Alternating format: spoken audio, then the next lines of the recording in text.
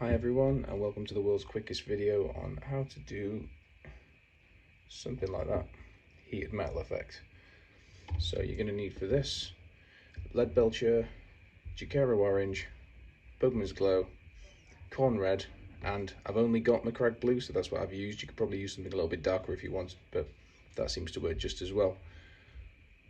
First thing you need to do is straight up base it in Leadbelcher, nothing special, just 2 thin coats.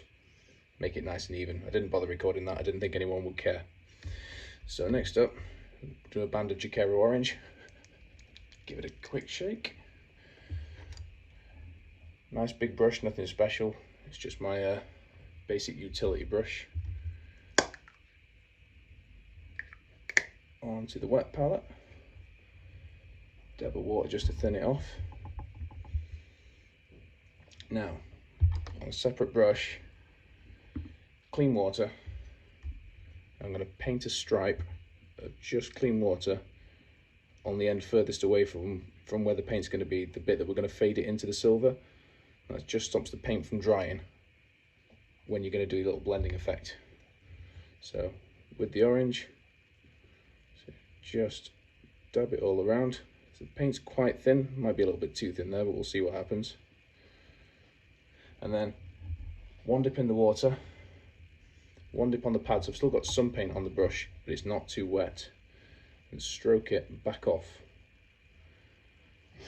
in the direction that you want the paint to go around, and then you dip again, dab again, so your brush is a little bit drier and a little bit less paint on it, and stroke it across.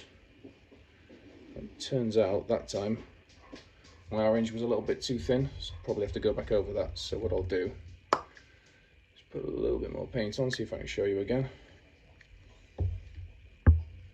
I'll just go back over it because that water's on there, it's kept it nice and wet. So another stripe, one dab in the water, a couple of dabs on some kitchen roll, and stroke it across. That's looking a little bit better.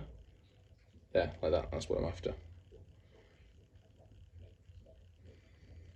Let that dry, and then pretty much it's the same thing again. Wait for it to dry, paint clean water over the bit that you're working away from, slightly higher up than the paint is going to finish.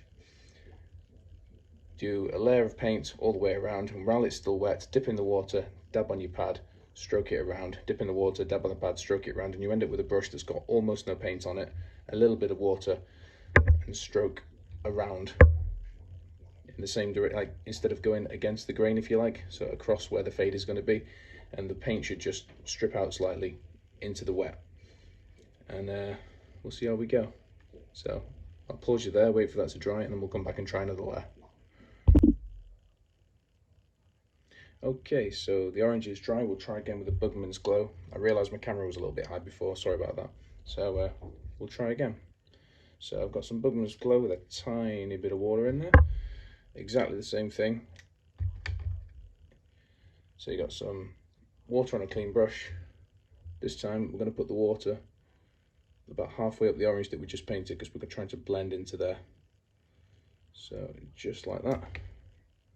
And with your orange, paint a stripe.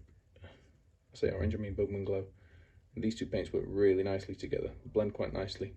So one dip, a couple of dabs, and then just stroke along the way that you're trying to blend. Just like that. That looks pretty good. And all you do is exactly the same thing again. So let that dry, blend your red into your Bugmans, and then your blue into your base. That blue, you have to water down very slightly because it's quite a strong blue, but it does end up working. It kind of looks like a nice blued effect like that. And that's pretty much it. So I'll leave it there. Good luck. Let me know what you think. Cheers.